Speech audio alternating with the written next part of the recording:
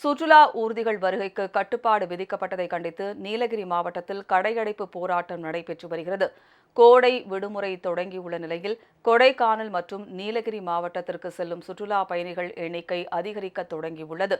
அதே நேரம் போக்குவரத்து நெரிசலை குறைக்கும் வகையில் இந்த இரண்டு சுற்றுலா தலங்களுக்கும் ஊர்திகள் வருகையை கட்டுப்படுத்தும் வகையில் இ-பாஸ் திட்டம் நேற்று முதல் நடைமுறைக்கு வந்துள்ளது. இதற்கு வணிகர்கள் கடும் எதிர்ப்பு தெரிவித்துள்ளனர்.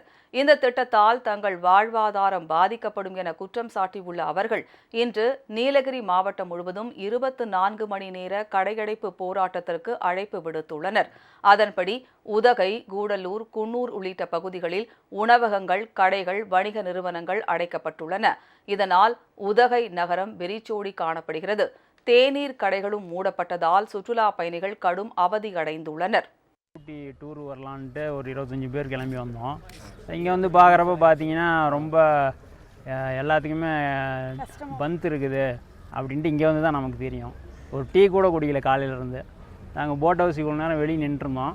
நாங்கள் எடுத்துகிட்டு வந்த சாப்பாடை சாப்பிட்டுக்கிட்டோம். எடுத்துகிட்டு வந்தனால நாங்கள் சாப்பிட்டோம். இல்லை நான் எடுத்துகிட்டு வராமல் இருந்தோம்னா இப்போ பட்னியாக தான் இருக்கணும். இங்கே பாருங்கள் குழந்தைங்களாம் இருக்குது, சின்ன குழந்தைங்க, ரொம்ப கஷ்டமாக இருக்குங்க. இது வந்து ஒரு நடவடிக்கை எடுக்கணும்.